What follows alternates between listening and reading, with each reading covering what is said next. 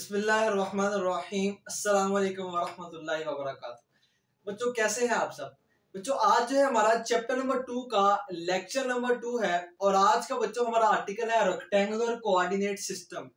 आज हम complete concept के साथ इसको लेके चलेंगे और इसका कॉन्सेप्ट होना इम्पोर्टेंट है क्योंकि हमने नेक्स्ट आर्टिकल में भी इसका कॉन्सेप्ट यूज करना है। तो बच्चों इसको सीखने से पहले ये क्या होता है, इसको देखने से पहले हम ये देखते हैं कि इसका बैकग्राउंड क्या है, ये कहां से आया मार्केट में। तो बच्चों इसके बैकग्राउंड की बात करते हैं। बच्चों 1637 में एक आदमी है जिसका नाम है रेने डिस्कार्ड्स। तो ये आदमी जो है ये बीमार था और अपने बिस्तर पर लेटा हुआ था और ये अपने बिस्तर पर लेटे हुए ऊपर की तरफ यानी अपने कमरे की सीलिंग को देख रहा था, कमरे की छत को देख रहा था। और बच्चों इसको एक मक्खी जो है वो तंग कर रही थी। आप जानते हैं जब आदमी कमजोर होता है तो सारे उसको तंग करते हैं, तो मक्खी जो है इस बेचारे गरीब को तंग कर रही थी और ये जो है ये नोट कर रहा था कि मक्खी जो है ये कहां से आ रही है, मक्खी का ओरिजिन क्या है, ये कहां से आती है और इसकी लोकेशन क्या है। तो बच्चों इसी दौरान वो मक्खी जो थी वो जाके छत के ऊपर बैठ गई, सीलिंग के ऊपर बैठ गई। आप जानते हैं जो सीलिंग होती है वो कुछ इस तरह से बॉक्स बने होते हैं, तो वो जो है फर्ज करें यहां पे आके बैठ गई मक्खी। अब वो जो है इसकी लोकेशन को ट्रेस कर रहा था कि इसकी लोकेशन कैसे फाइंड की जाए। तो उसने क्या किया, उसने यहां से इस साइड को बॉक्स काउंट करना शुरू किए। पहला बॉक्स 1 2 3 और 4। तो कौन से वाले बॉक्स में उसने कहा कि अगर हम लेफ्ट टू राइट मूव करें तो ये 4 नंबर वाले बॉक्स में मौजूद है और अगर हम अपवर्ड से डाउनवर्ड मूव करें तो ये 1 2 3 तीसरे बॉक्स के अंदर है। तो इस तरह से इसकी लोकेशन बच्चों ट्रेस हो गई। अगर हम जो इस साइड को 3 बॉक्स मूव करें तो 4 नंबर बॉक्स में हमारी मक्खी मौजूद है और अगर हम जो है ऊपर से नीचे की तरफ मूव करें तो तीसरे बॉक्स में मक्खी मौजूद है। तो इन दोनों पॉइंट्स की वजह से हमने इसकी लोकेशन यानी मक्खी की लोकेशन को फाइंड कर लिया। तो ये उसने बीमार पड़ा हुआ है वो आदमी बिस्तर पे और बीमार पड़े हुए बिस्तर पर लेटे लेटे उसने ये सारा हिसाब लगाया और इस तरह से उसने कहा कि ये जो सिस्टम है, ये जो लाइनें हमने ड्रा की हैं वो कहता है कि इसको इस्तेमाल करके हम सिर्फ मक्खी नहीं बल्कि किसी भी चीज की लोकेशन को ट्रेस कर सकते हैं, किसी भी चीज की लोकेशन को फाइंड कर सकते हैं। तो बच्चों इससे पता चला कि ये जो हमारा रेक्टेंगुलर कोऑर्डिनेट सिस्टम है इसका मेन पर्पस क्या है, वेक्टर की या किसी भी पॉइंट की लोकेशन को फाइंड करना। बच्चों लास्ट टाइम हमने वेक्टर्स की बात की थी और हमने कहा था कि वेक्टर को हम कैसे ग्राफिकली और कैसे सिंबॉलिकली एक्सप्लेन करते हैं। बच्चों जब हम उसको ग्राफिकली ड्रा करते हैं तो हमें ये पता होना चाहिए कि उसका ओरिजिन क्या है, वेक्टर की जो टेल है उसको हमने कहां से शुरू करना है, ओरिजिन क्या है, स्टार्टिंग पॉइंट क्या है।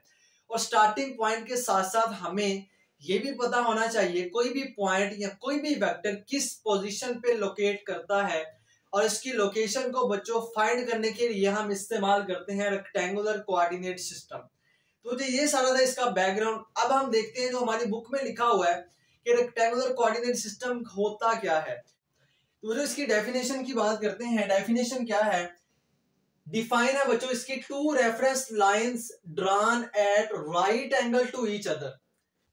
क्या करें बच्चों, 2 लाइंस को इस तरह ड्रा करें कि वो दोनों एक दूसरे के राइट एंगल पे हो। इस तरह से दो इस तरह से लाइंस को ड्रा करें कि वो दोनों क्या हो, एक दूसरे के राइट एंगल पे हो। यानी अगर हम ये चारों के चारों एंगल देखें तो ये सारे के सारे 90 के एंगल हो यानी राइट एंगल हो। To each other are known as coordinate axis. तो मतलब ये जो एक्सिस होंगे इनको हम बोलेंगे कोऑर्डिनेट एक्सिस। अगर 2 लाइनें इस तरह से ड्रा करें कि वो दोनों आपस में राइट एंगल बनाएं तो बच्चों वो दोनों जो लाइंस हैं उन दोनों लाइंस को हम बोलेंगे coordinate axis. And their point of intersection, और जहां पे वो इंटरसेक्ट करेंगी, जहां पे वो मिलेंगी, जो उनका पॉइंट ऑफ इंटरसेक्शन होगा बच्चों, आर नाउन एज ओरिजिन। उस पॉइंट को हम बच्चों बोलेंगे ओरिजिन। ये हमारा स्टार्टिंग पॉइंट है, इसको बच्चों आमतौर पे हम कहते हैं ओ। और this system of coordinate axis is called Cartesian और रेक्टेंगुलर कोऑर्डिनेट सिस्टम। और बच्चों ये जो सारा सिस्टम होगा कोऑर्डिनेट एक्सिस का, इस सिस्टम को हम बोलेंगे रेक्टेंगुलर कोऑर्डिनेट सिस्टम, या इसका बच्चों दूसरा नाम है कार्टेशियन सिस्टम। बच्चों अब क्वेश्चन है कि हम इसको रेक्टेंगुलर क्यों कहते हैं। बच्चों रेक्टेंगुलर हम इस वजह से कहते हैं क्योंकि ये दोनों जो एक्सिस है हमारे पास, ये दोनों के दोनों एक्सिस आपस में परपेंडिकुलर हैं, 90 के एंगल पे हैं, तो इसलिए हम इनको कहते हैं ये रेक्टेंगुलर है। कोऑर्डिनेट बच्चों क्यों कहते हैं, क्योंकि इसमें दो कोऑर्डिनेट्स यूज होते हैं। एक हमारा बच्चों होता है एक्स कोऑर्डिनेट, एक होता है हमारा वाई कोऑर्डिनेट।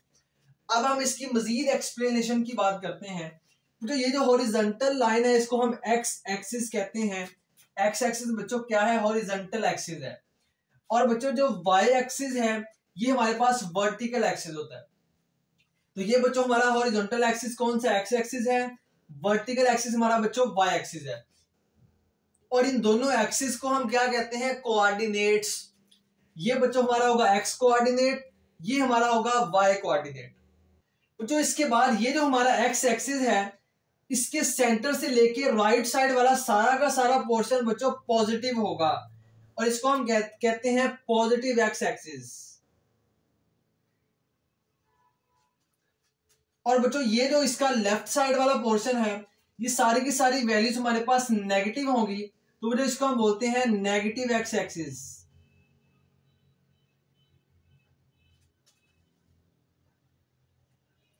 और इसी तरह जो हमारा वाई एक्सिस है सेंटर से ऊपर वाला पोर्शन बच्चों होगा पॉजिटिव, और सेंटर से नीचे वाला बच्चों हमारा पोर्शन होगा नेगेटिव। यानी इस पोर्शन में सारी की सारी वैल्यूज पॉजिटिव होंगी, इसमें सारी की सारी वैल्यूज नेगेटिव होंगी, और इसी तरह वाई एक्सिस में ऊपर वाला पोर्शन सारा का सारा पॉजिटिव वैल्यूज, और इसी तरह वाई एक्सिस नीचे वाला सारा का सारा बच्चों पोर्शन जो होगा ये हमारे पास नेगेटिव वैल्यूज होंगी इसकी। तो बच्चों ये जो है ये हमारा रेक्टेंगुलर कोऑर्डिनेट सिस्टम है। इसके बाद हमने ये देखना है कि हमने रेक्टेंगुलर कोऑर्डिनेट सिस्टम को इस्तेमाल करके किस तरह से वेक्टर को रिप्रेजेंट करना है। लेकिन बच्चों उसको देखने से पहले हमें एक दो बातों का पता होना चाहिए, और उनमें सबसे पहली बात है एंगल थीटा। बच्चों मैथ में हर एंगल को एंगल थीटा कहा जाता है, लेकिन फिजिक्स में बच्चों ऐसा नहीं है। फिजिक्स में हमारा हर एंगल थीटा नहीं होता, बल्कि थीटा की एक स्पेशल डेफिनेशन है, एक खास डेफिनेशन है। वो क्या है वो गौर से सुनिए बच्चों आपने। एंगल थीटा हमारे पास क्या होता है, the angle which a vector makes from positive x axis in anti clockwise direction. बच्चों दो चीजें हैं, पहली चीज क्या है कि पॉजिटिव एक्स एक्सिस, दूसरी बच्चों है एंटी क्लॉकवाइज डायरेक्शन। बच्चों एंगल थीटा हमारा वो वाला एंगल है जो पॉजिटिव एक्स एक्सिस के साथ बने और किस डायरेक्शन में बने, एंटी क्लॉकवाइज डायरेक्शन में बने। अब गौर से देखें ये हमारा है पॉजिटिव एक्स एक्सिस, तो अगर इसके साथ कोई एंगल बनता है और किस डायरेक्शन में बच्चों, एंटी क्लॉकवाइज डायरेक्शन में, यानी क्लॉकवाइज के उलट एंटी क्लॉकवाइज, तो ये जो हमारा ये जो एंगल होगा बच्चों ये हमारा एंगल होगा एंगल थीटा। अब दो कंडीशन पूरी हो गई हमारी। पहली कंडीशन क्या है, पॉजिटिव एक्स एक्सिस के साथ बने, दूसरा जो वो एंटी क्लॉकवाइज डायरेक्शन हो, इस डायरेक्शन में, तो बच्चों वो जो हमारा एंगल होगा वो हमारा एंगल थीटा होगा। अगर हमने एंगल लिया है वाई एक्सिस के साथ, चाहे वो एंटी क्लॉकवाइज है, लेकिन वो हमारा एंगल थीटा नहीं होगा।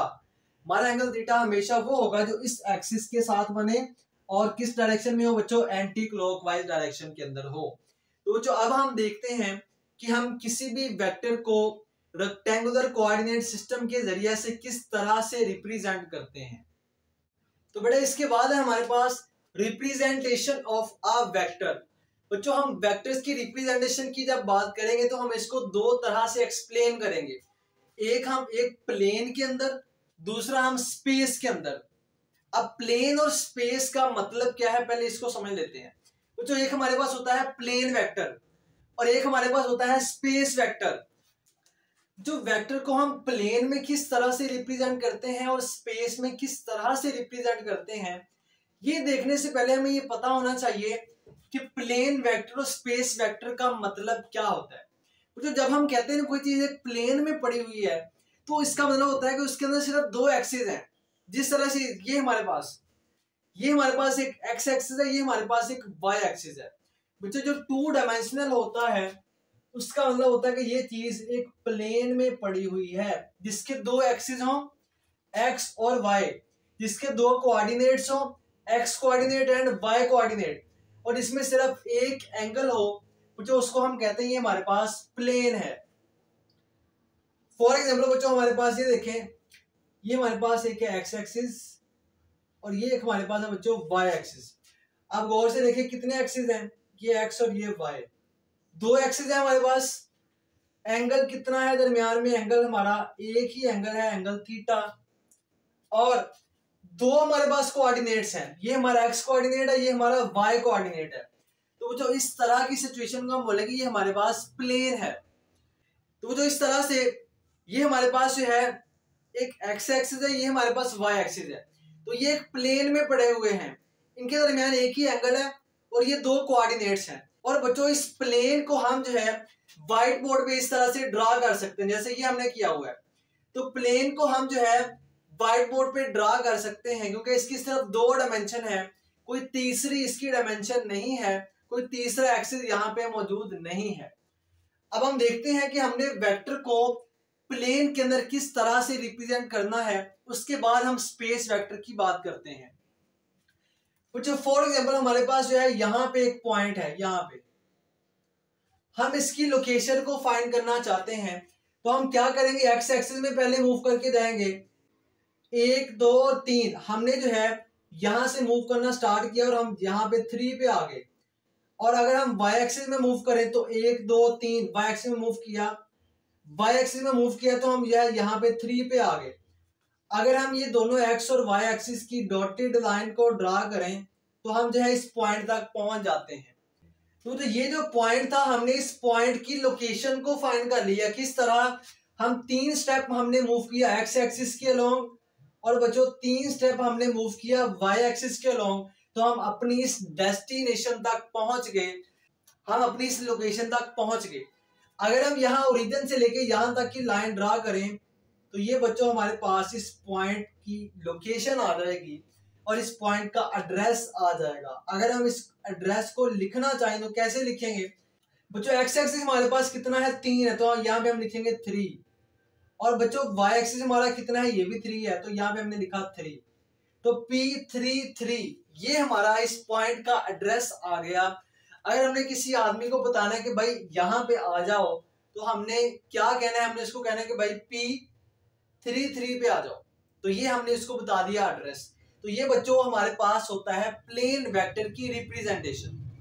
अब अगर हम स्पेस की बात करें तो स्पेस में जब हम कहते हैं कुछ स्पेस के अंदर है तो इसका मतलब वो 3 डायमेंशनल है। फर्ज करें पहले था हमारे पास 2 डायमेंशनल, एक चीज हमारे पास व्हाइट बोर्ड के ऊपर मौजूद थी, तो हमने जो है यहाँ से एक एक्स एक्सिस और एक वाई एक्सिस बनाया, हमने एक्स एक्सिस के अलोंग मूव किया और वाई एक्सिस के अलोंग मूव किया, तो हम इस पॉइंट तक पहुंच गए।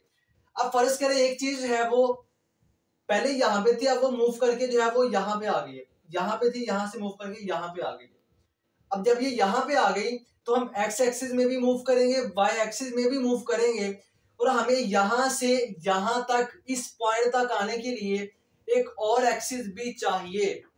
तो बच्चों वो हमारे पास एक्सिस होगा जेड एक्सिस। तो ये हमारे पास जो है इस तरह से बनेगा कि हमने पहले जो है मूव किया एक्स एक्सिस के अलोंग, वाई एक्सिस के अलोंग। अब क्योंकि ये चीज यहाँ पे पड़ी हुई है, स्पेस में पड़ी हुई है, पहले तो इन दोनों एक्सिस के दरमियान में यहाँ पे थी, फर्ज करें यहाँ पे थी एक चीज, तो हम जो है इधर को मूव करते इधर को मूव करते हम पहुंच जाते थे। अब ये वाला एक्सिस और ये वाला एक्सिस और एक तीसरा एक्सिस, इन तीनों के दरमियान में एक चीज है यहाँ पे पड़ी हुई, तो हमने एक्स एक्सिस में भी मूव करना है, वाई एक्सिस में भी, और हमें जेड एक्सिस में भी मूव करना पड़ेगा, फिर हम जो है यहाँ पे पड़ी हुई चीज तक पहुंच पाएंगे। तो इसको हम कहते हैं ये स्पेस में पड़ी हुई है, तो इसको हम कहते हैं बच्चों स्पेस वेक्टर। तो इसमें हमारे पास 3 एक्सिस होते हैं एक्स वाई एंड जी, और 3 इसके बच्चों कोऑर्डिनेट्स होते हैं और 3 ही इसके अंदर एंगल होते हैं।